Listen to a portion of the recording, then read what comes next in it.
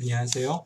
이번 시간에는 디지털 코드 첫 번째 시간으로 디지털 코드의 정의에 대해서 말씀을 드리도록 하겠습니다.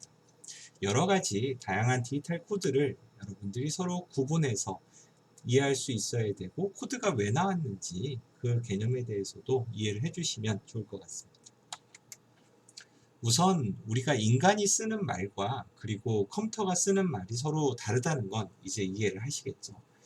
컴퓨터는 기계어를 이용을 해서 표현을 합니다. 즉, 기계어, 즉 컴퓨터가 알아들을 수 있는 이야기는 0과 1, 두 개의 디지털 값만 이해를 할 수가 있어요. 즉, 기계가 알아들을 수 있는 말을 우리가 기계어라고 이야기를 합니다. 이 기계어라는 건 이진수 비트들로 표현된 프로그램 코드 혹은 데이터들을 가리키게 돼요. 자, 그러면 여러분들이 이제 프로그램이라는 말을 많이 사용을 하죠. 프로그램을 짭니다 라는 말을 코딩을 합니다 라는 말로도 많이 사용을 하는데, 자, 프로그램이라고 하는 건 기본적으로는 컴퓨터가 주어진 작업을 실행할 수 있게 만든 코드를 의미를 합니다. 즉, 코드라는 말 자체는 무엇인가를 입력한다 혹은 입력할 무엇이라는 의미를 갖게 되고, 이때 그 무엇에 해당됩니다. 즉, 컴퓨터가 알아들을 수 있는 명령어 또는 이런 명령어들을 많이 모아놓은 프로그램 혹은 명령이 실행하는 데이터들을 의미를 하게 돼요. 그러면 코딩이라고 합니다 라고 하는 말은 단순하게 컴퓨터한테 일을 시키기 위해서 프로그램을 짜는 말, 그거보단 조금 더 넓은 범위로 인간의 말을 어떻게 하면 컴퓨터가 알아들을 수 있는 언어로 바꿔주는 게 코딩이라고 이해를 하시면 되고, 이때 코딩할 때 사용되는 프로그램, 명령어, 데이터, 이와 같은 것들을 모두 다 코드라고 이해를 해주시면 좋을 것 같습니다. 자, 그러면 우리가 프로그램을 보통 이야기를 하면 이렇게 크게 고급 언어 프로그램, 하이 레벨 랭귀지, 그 다음에 어셈블리 랭귀지, 그리고 기계어 프로그램으로 나뉘게 돼요. 즉, 우리가 사람이 하는 말과 기계가 알아들을 수 있는 말이 다르기 때문에 각각의 단계가 좀 필요합니다. 즉, 사람은 이와 같은 식으로 Z는 X 플러스 Y, 이런 식으로 하면 프로그램을 조금 배우신 분들은 X와 Y를 더한 후에 Z에 대입하세요 라고 하는 이야기인 걸 알 수 있어요. 하지만 컴퓨터는 이렇게 입력을 해주면 전혀 알아들을 수가 없습니다. 왜? 0과 1만 알아들을 수 있으니까. 그러면 이 각각을 실은 컴퓨터가 알아들을 수 있게 변환을 해줘야 되는데, 극단적으로는 여기 있는 예제처럼 00, 100, 101, 1000, 0110, 0100, 0111 이렇게 해요. 자, 그러면 이거는 기계가 이렇게 넣어주면 X하고 Y값하고 더해서 Z에 대입해 줍니다 라고 하는 의미로 동작을 하게 됩니다.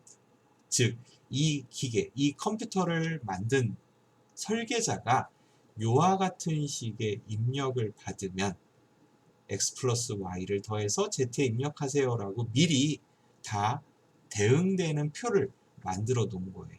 근데 사람은 설계자 빼고는 전혀 알아들을 수 없죠. 그래서 중간에 과정의 언어를 놓습니다. 즉, 기계도 이해하기 편하지만 사람도 이해할 수 있는 수준의 언어를 중간에 삽입을 해 놓습니다. 그걸 우리가 어셈블리 랭귀지라고 해요. 즉, load AX, add AY, store ZA, 이와 같은 식으로 이야기를 하면요, 이 컴퓨터를 모르는 사람이다 라고 하더라도 대략 이해할 수 있어요. X값을 A에다 대입해 주세요. 로드니까. 자, add는 덧셈이죠. Y를 A와 더해서 A에 대입해 주세요. 근데 아까 이미 X가 A값에 저장이 됐었죠. 그러니까 이번엔 X하고 Y하고 더한 값이 A에 들어가는 거예요. 목표 도달점은 어디예요? Z죠. A의 값을 Z로 스토어, 저장해 주세요. 그러면 x를 a에다가 가져다 주세요.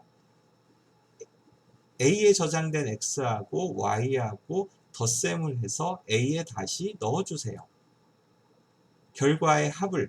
합의 결과를 z에 저장해 주세요. 그러면 x 더하기 y는 z, 그리고 요 각각의 마이크로 명령어, 작은 명령어들은 요와 같은 이진수로 대응할 수 있겠구나 라고 이해하실 수는 있을 거예요. 이건 컴퓨터마다 다 다르니까 굳이 이걸 외워야 될 필요는 없어요. 대신 기계어, 어셈블리 언어, 그리고 고급 언어, 요 세 가지의 차이를 이해를 해주시면 됩니다. 머신랭귀지는 머신코드라고도 불러요. 즉 컴퓨터 그 하드웨어들이 이해할 수 있는 언어고, 요와 같이 0과 1의 이진 비트들의 묶음으로 구성이 됩니다. 어셈블리 언어는요, 사람이 쓰는 말, 고급 언어와 기계어 사이의 중간 언어입니다. 그래서 요거는 자동으로 번역을 시켜줘야 되고, 그 역할을 해주는 게 어셈블리 랭귀지로 바꿔줍니다. 즉 하이레벨 랭귀지를 어셈블리 랭귀지로 바꿔줍니다 라고 해서 어셈블러라고 부릅니다. 어셈블러는 요 하이레벨 랭귀지로 짜여진 프로그램을 기계도 사람도 이해할 수 있는 수준의 어셈블리 랭귀지, 마이크로 랭귀지, 이와 같은 형태로 대응을 시켜주고, 각각은 요 미리 정해진 기계어와 1대1로 다 대응을 시켜주게 됩니다. 그러면 하이레벨 랭귀지는요, 사람이 쓰는 말이라고 하지만 프로그램 언어를 의미를 합니다. 즉 사람이 이해할 수는 있지만 컴퓨터한테 일을 시키기 위해서 영어나 문자, 숫자로 구성되어 사람들은 이해할 수 있고, 그리고 그 프로그램 언어를 공부한 사람들, C나 C++, 파스칼, 포트란, 자바 같은 언어를 이해한 사람들이 표현을 하는 언어의 방식이죠. 자, 그러면 이와 같은 경우는 컴파일러를 이용해서 머신랭귀지로 번역을 시켜줍니다. 즉 미리 다 자동화된 형태로 프로그램이 만들어져 있어요. 하이레벨 랭귀지로 코드를 짜면 어셈블러를 이용해서 어셈블리 랭귀지로 바꿔주기도 하고, 또 컴파일러를 이용해서 기계어로 바꿔주기도 합니다. 자, 그러면 이때 우리가 컴퓨터가 사용하는 무엇을 코드라고 이야기를 했는데, 그 중에 데이터 코드에 대해서 생각을 해볼 수가 있어요. 우리가 맨 처음에는 비트와 바이트를 배웠어요. 즉 하나의 비트는 0 또는 1 하나를 담을 수는 있고, 이게 기본적으로는 컴퓨터가 받아들이는 기본 단위는 맞습니다. 하지만 너무 작죠. 한 비트씩 무언가 연산을 하려고 하면 너무 복잡해집니다. 그러다 보니까 우리가 예전부터 컴퓨터를 만들고 나서 이 비트 8개를 묶어서 컴퓨터가 기본적으로 데이터를 읽고 쓰는 단위로 바이트를 이용을 했어요. 즉 8개의 비트를 묶어서 한 바이트를 만든 후에 그걸 가지고 컴퓨터가 기본적으로 읽고 쓰는 기본 단위로 만들었습니다. 그리고 나서 컴퓨터가 점점 발전하게 되면서 바이트 단위, 8비트 컴퓨터들이 아니고 16, 64비트, 128비트 컴퓨터들이 나타나게 되죠. 그러니까 바이트하고 또 구분하기 위해서 워드라는 단위를 쓰기도 하죠. 자, 그때 우리가 숫자를 표현할 수도 있고 문자를 표현할 수도 있는데요. 보통 우리가 수를 표현하는 코드를 이진 코드, 바이너리 코드라고 이야기를 합니다. 이 바이너리 코드들은요, 크게 가중치 코드와 비가중치 코드로 구분할 수 있는데, 가중치 코드의 경우에는 여기 있는 것처럼 각각의 여러 개의 비트가 일단 묶여져 있어요. 근데 각각의 비트 위치마다 정해진 값이 있어요.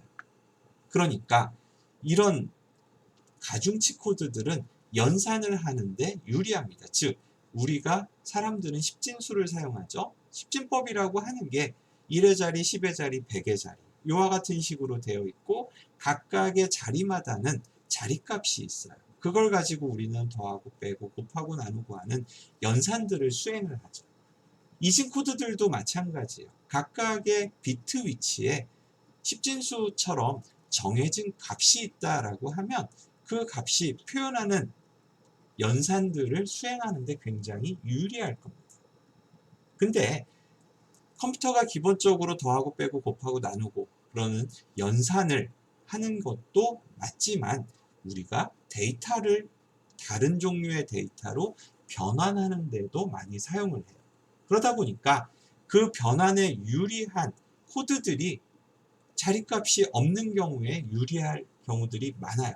그래서 비가중치 코드라는 것을 사용을 하는데 가중치 코드하고 대비해서 이 비가중치 코드라고 불리는 것들은 각각의 비트 위치별로 정해진 값이 없어요. 즉 1의 자리, 10의 자리, 100의 자리와 같은 자리값들이 존재하지 않는 코드들을 우리가 비가중치 코드라고 이야기를 합니다. 당연히 이와 같은 비가중치 코드들은 연산하는 데는 굉장히 불리합니다.